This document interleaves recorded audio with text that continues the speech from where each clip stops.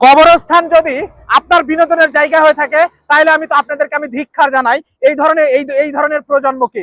যারা এই ধরনের প্রজন্মকে ধারণ করে তারাও অপরাধী হিসেবে জড়িত থাকবে। কারণ কবরস্থান হবে বাংলাদেশের প্রত্যেকটা মানুষের জন্য দুয়ার জায়গা, সেখানে যা জিয়ারত করবে, এইটা হবে কবরস্থানের জায়গা। কিন্তু যে কবরস্থান হচ্ছে রিলসে পরিণত হয়, যে কবরস্থান হচ্ছে টিকটকে পরিণত হয়, যে কবরস্থান হচ্ছে আনন্দ ঘন মুহূর্ত জায়গায় পরিণত হয়, এই কবরস্থানে এই প্রজন্ম কতটুকু আর কত কি দেখাবে বাংলাদেশের এই মানুষগুলোকে।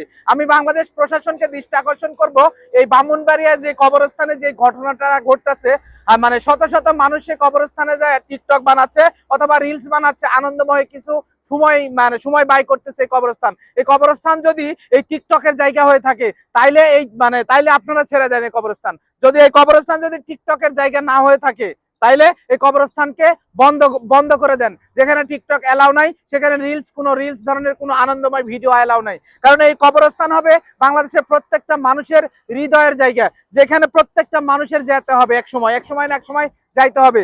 যদি মৃত মানুষেরাও যদি এই প্রজন্ম থেকে ছাড় না পায় তাহলে আমি দুঃখ সাথে আমি প্রকাশ করব, সামনে এই প্রজন্ম সামনে দেশটাকে ধ্বংস করার জন্য এনাফ, আর কোনো কিছুর দরকার নাই। যদি এই প্রজন্ম সামনের মানুষদেরকে এই সামনের দেশটাকে যদি পরিচালনা করতে ব্যর্থ হয় তার এক নম্বর কারণ হবে এই ধরনের অরুচিকর ব্যবস্থাপনা, যারা হচ্ছে কবরস্থানে যে টিকটক তৈরি করে, রিলস তৈরি করে। আমি ধিক্কার জানাবো এই ধরনের ছেলেদেরকে, যারা হচ্ছে কবরস্থানে যে বিভিন্ন ধরনের পোস্ট দিয়ে বিভিন্ন ধরনের ছবি পোস্ট করতেছে বা